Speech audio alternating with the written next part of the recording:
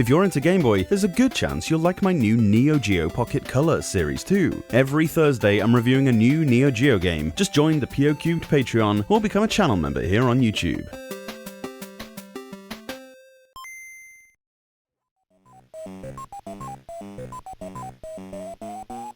Somehow ending up as the 9th highest selling Game Boy Advance game, this really did exceed any expectations Namco could have realistically had. Clearly, Game Boy fans had forgotten over the decade just how bad the original DMG Pac-Man was. This is way better, thankfully. There are 4 classic titles packed onto one cartridge: the 1980 arcade replication of the original, 1987's Pac-Mania, the block puzzler Pac-Attack, or Pac-Panic as you might remember it if you're European or Japanese, and the arcade rejuvenation title Pac-Man Arrangement, which I'd never actually played before now. No Miss Pac-Man, but then we've already seen a version of that on the Game Boy Advance. As it happens, Pac-Man seems to be ported directly from the Namco Museum adaptation of Miss Pac-Man, which had not long been out. You're able to toggle between full screen mode, with a miniaturized maze, and scrolling mode, which zooms in on Pac-Man. This still doesn't feel like an ideal solution, but it at least works better on the larger GBA screen than the DMG. The isometric sequel, Pac-Mania, has a similar concept, but it lets you jump. It's way too zoomed in here though for my liking, leaving your reaction time completely hampered. Also, the music is heavily truncated, which isn't great, with songs repeating far too regularly. I'm not a fan of it. If you are a fan of Pac-Mania, this probably isn't the version to go for.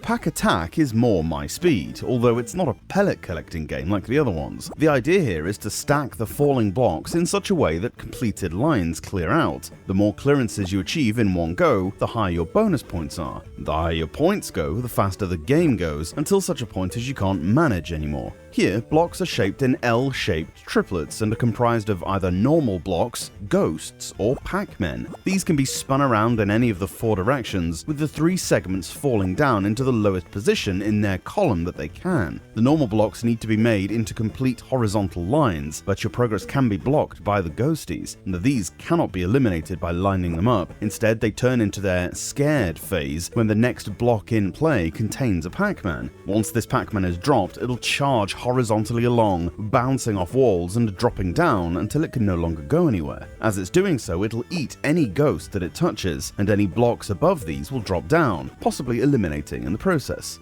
It's good fun. Pac-Man Arrangement adds a few modern-ish twists to the original concept, and ends up being probably the most fun version out of the collect-em-ups. There's a 5th ghost now, some power-ups like dash gates, jump panels, and themed stages set across multiple worlds. It's certainly fair to say that the GBA iteration captures this freshness and variety well. Overall, the compilation leads towards faithful gameplay. It doesn't really do much in the way of modernization, with only a few quality-of-life enhancements. You're able to customize some small things like difficulty and the number of lives you have. There are tip menus that give you a few helpful strategies here and there. Notably missing is any multiplayer mode, and also, most bizarrely, no high score save feature. Arcade games kinda live and die by the high score thing. There's usually no other ambition than to beat whatever the previous best player achieved, and so its omission is really glaring and a definite negative point here. Is this cartridge worth it?